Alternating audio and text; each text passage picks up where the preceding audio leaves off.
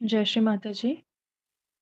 हम सब श्री माता जी को प्रणाम करके सामूहिकता में बंधन लेंगे। We'll all bow down to Shri Mata Ji and take bandhan collectively.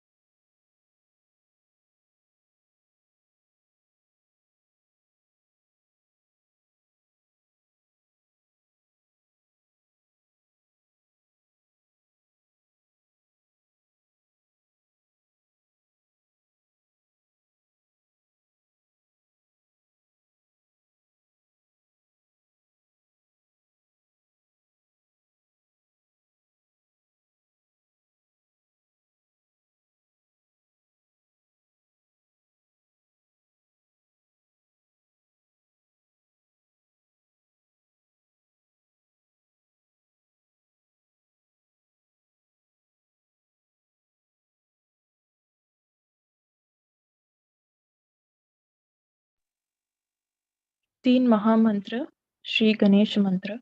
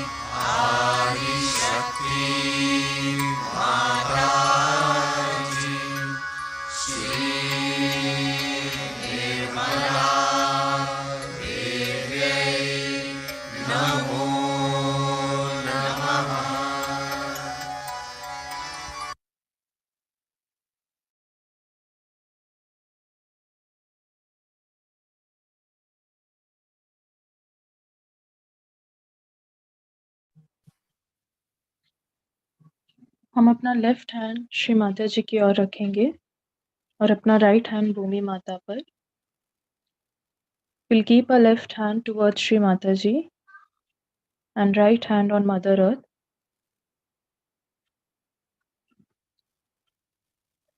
प्रार्थना करेंगे, श्री माता जी कृपा करके हमारी ईड़ा नाड़ी को शुद्ध कर दीजिए. हमारे ईड़ा नाड़ी के जो भी दोष बाधाएं है कृपा करके भूमि माता में विलीन कर दीजिए. श्री माता जी, please remove all the negativities and lethargy from our left channel.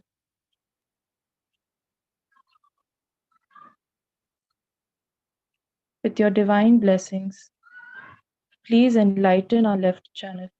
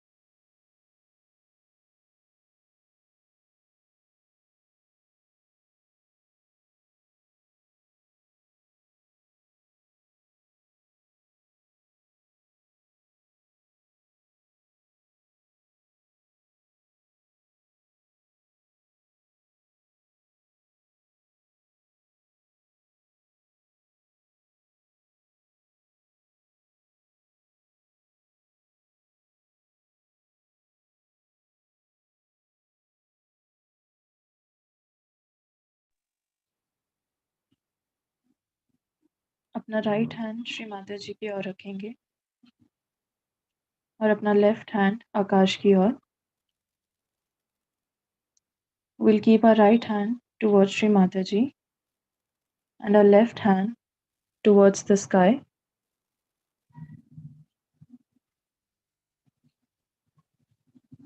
प्रार्थना करेंगे. श्री माता जी, कृपा करके हमारे पिंगला नाड़ी के जो भी दोष है, जो भी अतिरिक्त उष्णता है, कृपा करके आकाश तत्व में विलीन कर दीजिए.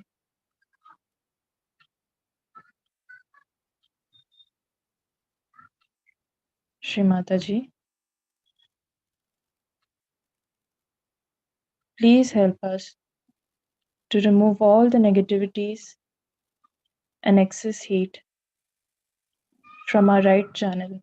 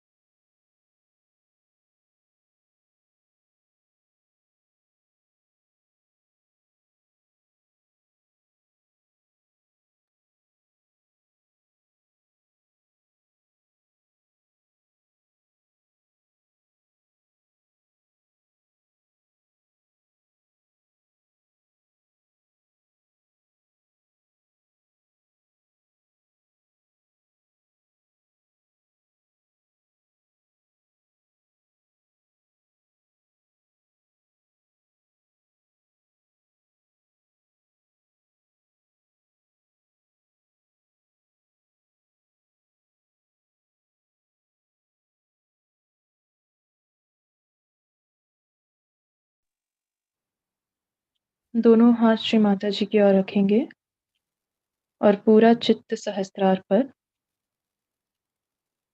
We'll keep both our hands towards Sri Mataji and a complete attention on Sahasrar.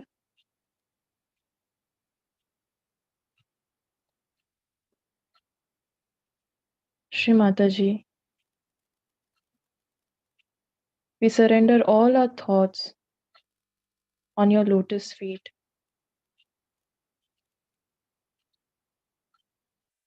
We don't know anything, Sri Mataji. We are just a pure spirit.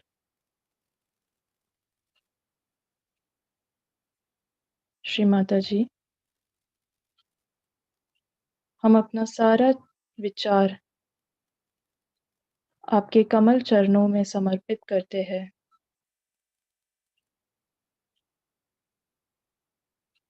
हम कुछ भी नहीं, हम सिर्फ शुद्ध आत्मा हैं.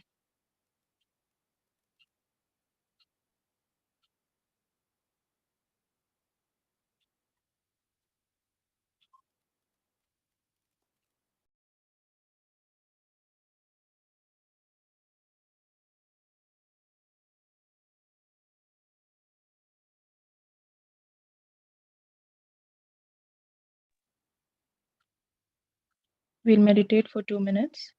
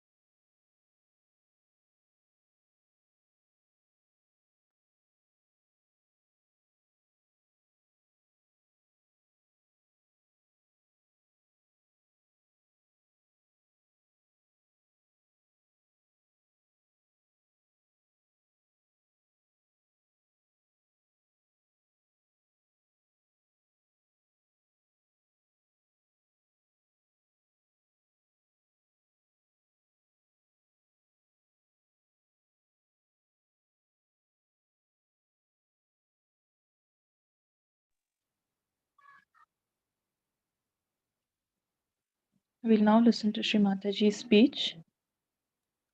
अब हम श्री माता जी की अमृतवाणी सुनेंगे.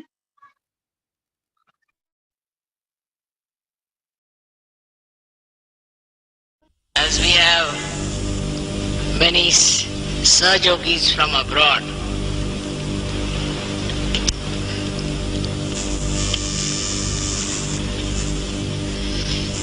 they have asked me to talk about Indian culture today because Bombay is the place where Indian culture is disappearing. That's what they say. But I don't think so. Because the roots are so deep that we cannot give up that culture so fast. Now, as it is for the people who are coming from other countries, they have to realize that this country had no religion as such, because there was not one book. They didn't follow one person. They didn't have any organization as such, as we have for other religions. We never had a hierarchy, priesthood, all that appointed. It was all done very spontaneously. The whole thing worked out very spontaneously. But behind all that was, as I told you before, the attitude of Indians or our style was not to challenge or to question what these great saints have done, because we accepted their status as saints, as higher personalities in awareness. In assent, they were higher than us. So we didn't want to challenge them. And whatever they said, we accepted. As a result, that became sort of, you can call it a way of conduct or way of life.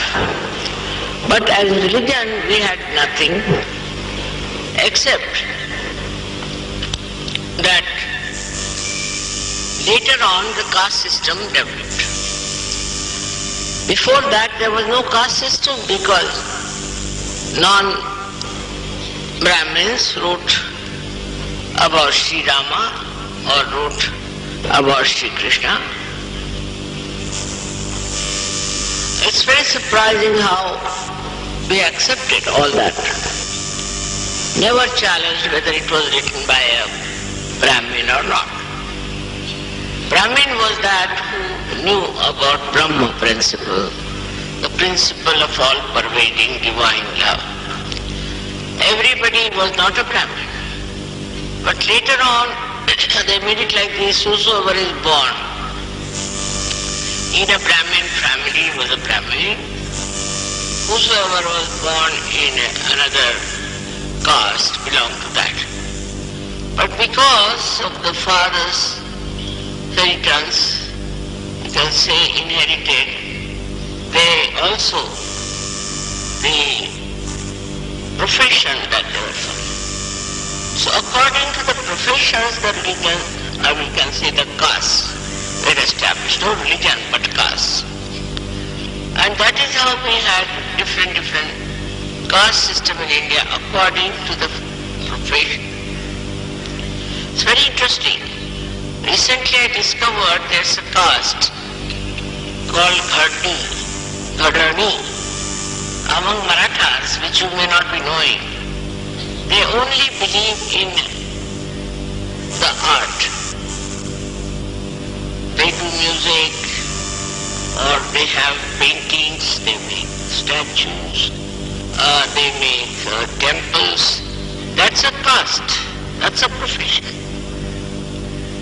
And they marry among themselves because it's easier to marry in the same profession and to have the same ideas and styles about life and the profession especially. Now later on, apart from being a profession, it started becoming a very consolidated nonsense. And then they used, I think it's the British who used it very much to separate us from one to another. Now the scheduled caste and all that was not also like a rigid thing. We have got saints like Chokha Mera and all that who were also greatly respected and regarded.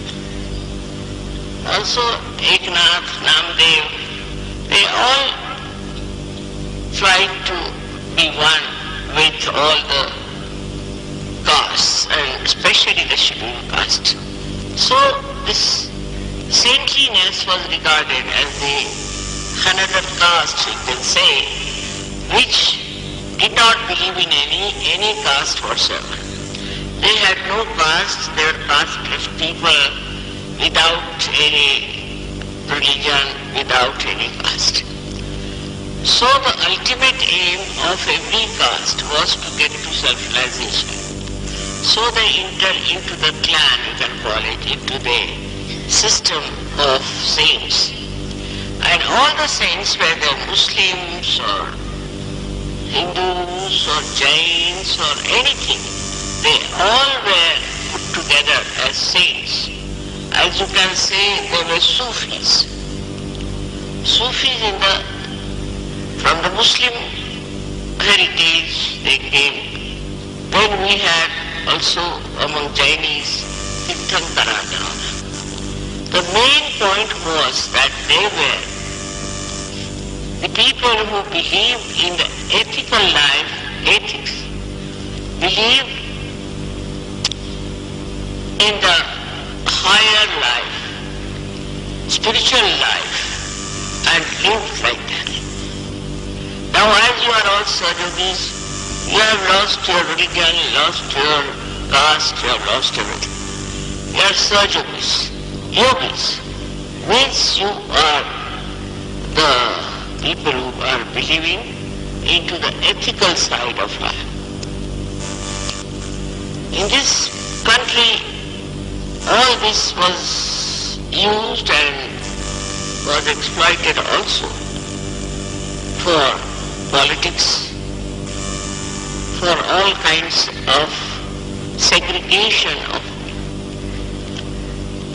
And that has really gone into such rigid ideas about everyone, every caste, that first thing they used to ask, not now, before, what is your caste?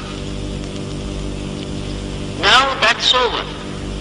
They don't ask, at least thank God that much sense is there, that they don't ask for the caste.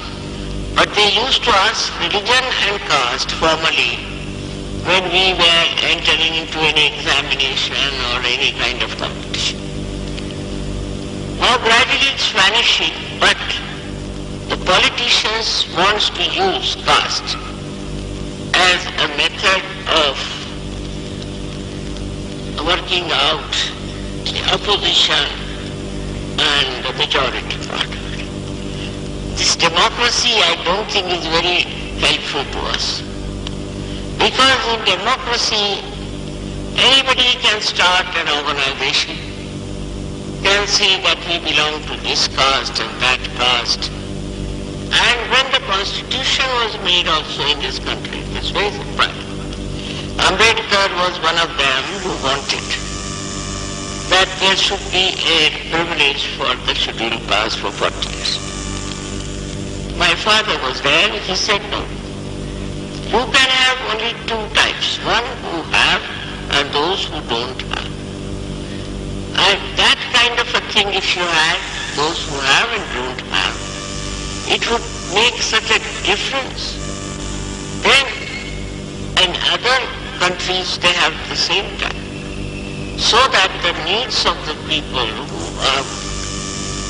haven't got the minimum necessities for good life will be helped. Instead of creating a caste. Now, there was one fellow called Mandal, who created a great problem in our country. He, as a student, had a car of his own, used to live very lavishly, and he was fighting for some people who were supposed to be downtrodden. And so many bad things have been done because of his report that he gave. Now, if he had made that kind of a proper, sensible, ethical division in this country, things would have been much better. But now, because of this problem of creating artificial caste, this country is suffering a lot. And the caste of the gurus, the caste, we can say, of the Sufis, or the caste of the saints, is very much polluted. And we had many people in our country who started becoming gurus and this and that. The main thing was the ethics, which was the culture of this country, was the ethics of them. Without that, they thought human beings were worse than animals. Ethics was very important to every caste, to every person. Even when I was young, we had the same thing. But now, it has become such a mixture and such a problem that unless and until Sahaja really spreads in a real way, I don't think we can improve the condition of this country. Now the essence of it is that once your attention is only towards ethics and adhyatma, then you start discovering all the inner, deeper meanings of our life. You work it out in a different way. In a very different way you work it out. If it is material gain, then one can become like America. If it is some sort of a very low-level hankerings, then also you cannot be an Indian. The principles of Indian life were embedded in spirituality, in morality. An immoral person was regarded as a very low-level person. Such a person could not get married. He had no place in the society. He had no place even in the homes, their own homes. That's such a restriction on people just to see that the society is kept clean. And such a person was thrown out of the society. Anybody who even drank wine or anything was regarded as a person who is not dharmic. He is adharmic. Can you believe it? Drinking was regarded as adharmic. I think very few people must have seen drunkards, only on the streets. When I went to Russia, they asked me, what do you say to cheers? The Russians say cheerio, they don't say cheers. I said, what? Cheers for what? For drinking. When you are on the table, what do you say? I said, we never drink on the dinner table. That's not done in India. At least, I don't know if somebody does it, but it's a very, very Western style of life. That openly you sit down on the dinner table before your children and start drinking. And say cheers. Imagine. Cheers for what? For becoming unconscious? For becoming stupid? For getting into troubles? But it became like a practice there. Whether somebody dies in the family, they will drink anyway. If somebody is born in the family, they will drink. So this culture, the whole culture was so bad, even among the worst in this country, they wouldn't do that. Secretly some people used to drink and they would go on the street. Then the Islamic influence came, and surprisingly when it is prohibited, absolutely prohibited, in the Islam to drink, they all started drinking. As a reaction, but only those Nawabs and all that. And because of them, because they were in authority, others also took to drink. But still, it's not yet a custom to drink, to celebrate something. I mean, supposing even in the church they give drinks, and they make also some sort of a Benedictine in the church organization. This is such a perversion of religion. In India also, in the temples and all that, they started all kinds of nonsensical things, no doubt. But Indian philosophy is such that it gives you complete freedom and you can do what you like. But not in the name of religion, you can't. Not in the name of God. Not in the temple. And if they do it, people will throw them away. They'll bring a court case, this, do that, and I mean just remove it completely. So it is kept pure. We had horrible incidents of horrible things people were doing, adharmic. But all that had to be cancelled completely. Why? Because the people couldn't have it. People wouldn't like it. I was told that at Ganpatipure they are secretly offering some sort of a beer. But if the government comes to know about it, it will be banned.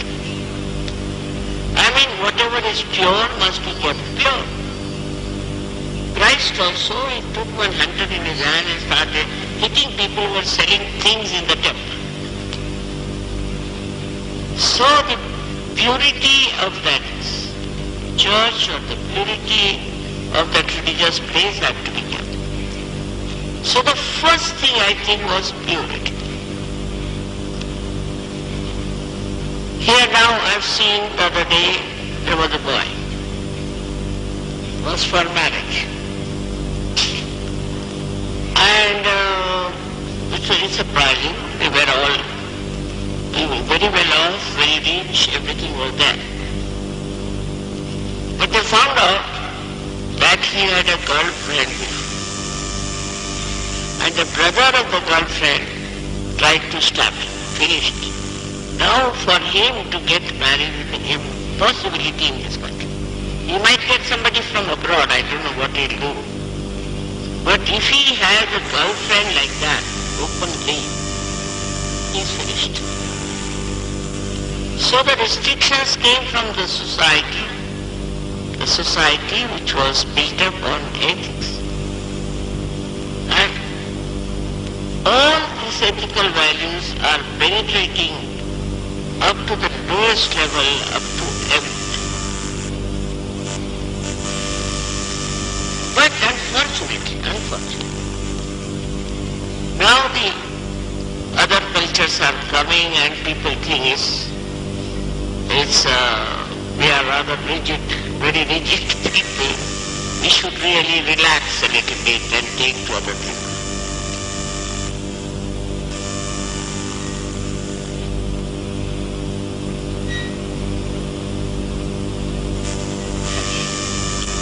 But I have to tell you that if you go out of the line of ethics in any direction, only saving is Sahaja to come back to normalcy. That's not the way. And once you come to Sahaja, you cannot deviate from the path of Dharma. If you try to do that, you go out of Sahaja. It's as simple as that. It is not that alright, doesn't matter, mother should forgive and this thing. I forgive, alright, I forgive. Because you have got some still human weaknesses left in you, I forgive. But in Sahaja you cannot. Because Sahaja has to maintain its purity. If you allow all such people to enter into Sahaja, then there will be no purity of Sahaja. And then everybody will start doing this or that just to say that after all, you see, we are also Sahajogis, they are also Sahajogis, if they have done it, so why not? What's very surprising to me is the Western people who have taken to Sahaja are scrupulously following Sahaja. Scrupulously. I am not such a strict guru as you know. But they understand one thing, that this is for our betterment. This is for our growth. This is a very, very important part of our lives, that is ethics. That has to be there. And once they understand it, I tell you, I'm surprised how these Western people who have seen their parents drinking and also other people doing all kinds of things, even their friends and all that, just give up completely. Very proud of them. For us Indians it is natural, because we are brought up that way. All the time we have seen people being corrected, and I mean, of course drinking and all that was of course not out of question. But even if somebody looks at a girl, the father would say, I pierce through your eyes. And that's why the eyes were steady. And I don't know how, but we don't do it. Normally. I mean, if somebody has been abroad and all that and thinks that they are very free people and why not we do that, it's a different thing. But normally we don't. We don't believe in that. Of course in India we do have some elite society, so-called. They are the people who believe in all kinds of elite behavior. I don't know what is that supposed to be. Maybe some of them have started some nonsense, especially in Bombay. Now it is spreading out also to Pune. And in Pune there are girls who are behaving funnily. I mean, I can't believe it. They drink, they smoke, they will become called government. All this is happening. This has happened because I don't know what is their idea about life. Or maybe it's an actress or something they follow. But what is the life of that actress? Unethical behavior where you compromise with your value system, ultimately, where do you end?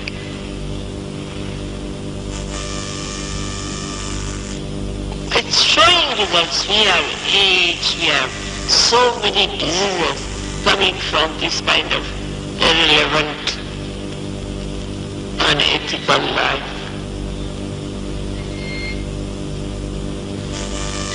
It's happening everywhere to suggest that we should take to really normal life, to very good family life of obedience and understanding. But because you're very free in the West, It's difficult for you to accept. But once they come to Sahaja, I'm really surprised how they have accepted Sahaja so beautifully. They had the freedom, complete freedom to do what they like. In India we don't have such freedom for children. They can go wherever they like, they can do whatever they like. The teacher cannot correct them. Because of that freedom that they had, this one thing good has happened. So many are lost, all right. But those who are saved are rare people. Because of that growth of freedom within them, I think they learn our Indian music in 5 months, 4 months. No Indians can do it. Because they are restricted all the time, they are controlled all the time. They are kept on the path of religion. So ultimately, the freedom that some of you had and enjoyed has given you a special personality. That you pick up very difficult things without aid. Now whether you should have that freedom or not is your own lookout. But too much restrictions on children, I think, is not a good thing.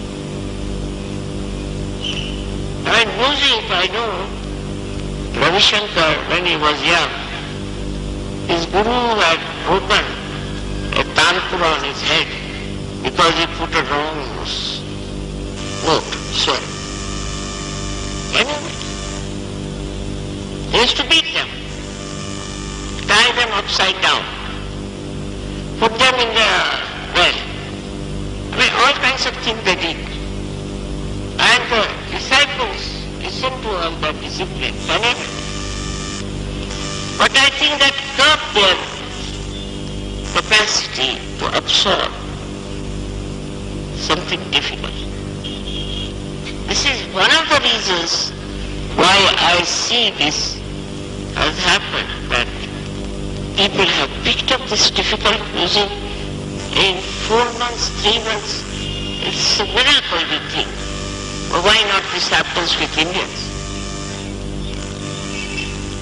You put them to anything, they pick it up so fast. With Sahaja, born with Sahaja, those who are, should be given full freedom, I think. Such children should be given full freedom. But they will not do anything wrong. And you will see they will pick up things very fast. Not that Westerners are more intelligent or alert, but the way they are given freedom, their growth, their personality, sometimes they are like a vagabond, I think. Sometimes just like a tomboy. Sometimes to me they look like very vulgar. But once with that wealth of freedom they come to reality, they shine. So I would request also Indians not to suppress the children too much. We enjoy the children very much in India, no doubt. But we suppress also them very much. Why are you standing? Why don't you sit down? And children don't mind because it's accepted, this pattern is accepted in it. So too much restriction on children also curbs their personality. This is what I have discovered. But the Western people go through such hell first of all, develop such problems to begin with, and ultimately what happens is this. But they can be discarded as bad. But if they come as good, they are marvelous. All the freedom they have enjoyed before is showing results. Otherwise, how can this miracle happen to Western people? The There's no justification. Now the problem is to give freedom or not.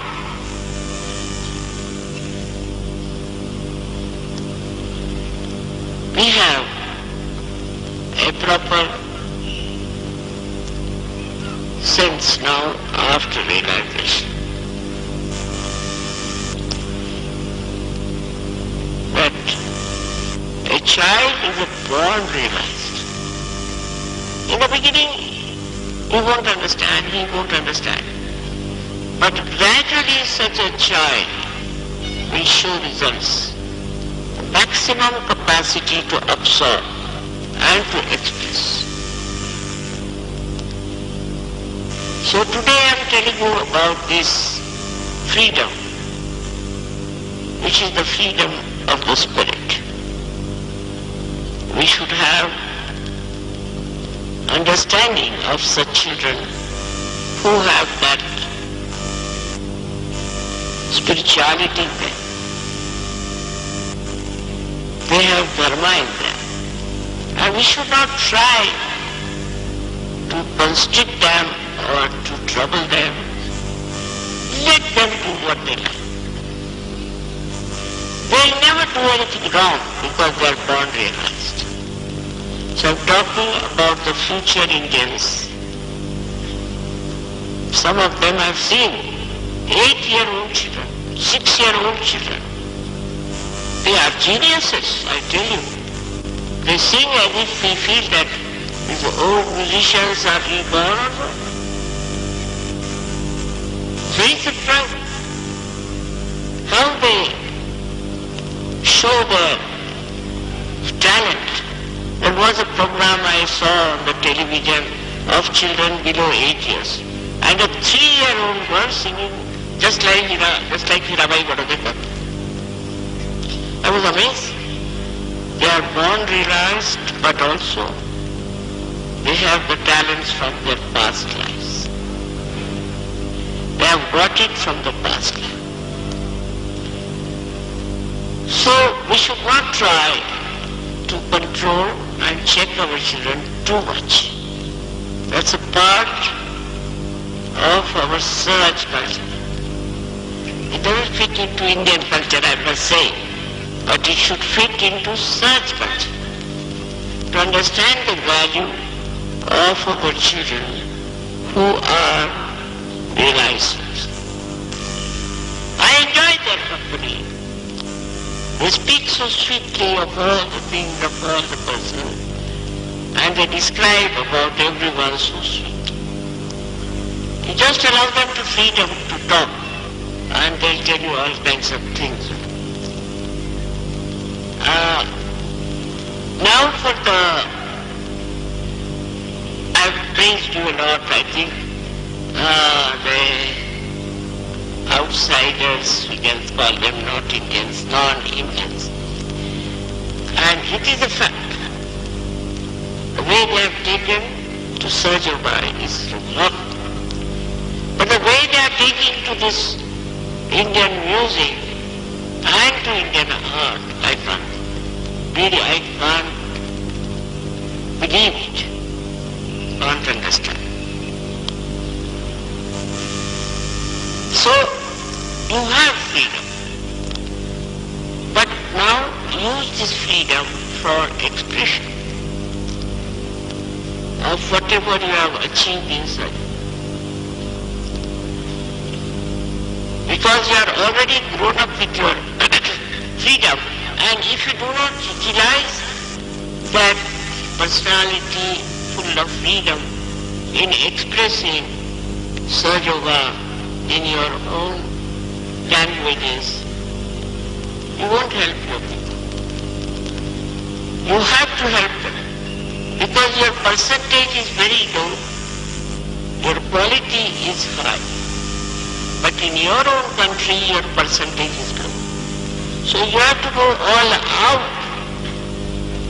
to get them into Sahaja and to let them know what they can achieve and what they are. You are duty bound, I think.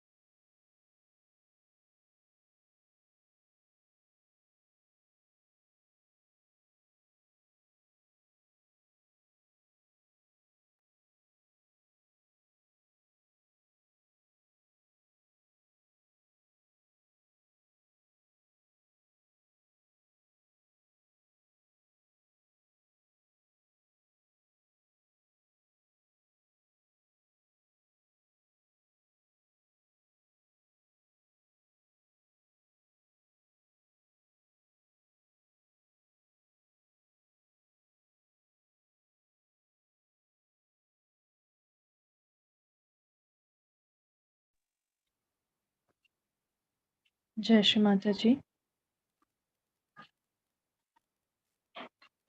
We'll thank Shri Mata जी. श्री माता जी, आज के ध्यान के लिए आपके पावन चरणों में कोटि कोटि प्रणाम. Thank you, Shri Mataji, for today's collective meditation. Please bless us with divine discretion and wisdom. Thank you, Shri Mataji. We'll all bow down to Shri Mataji and take बंधन. हम सब श्री माता जी को प्रणाम करके सामूहिकता में बंधन लेंगे.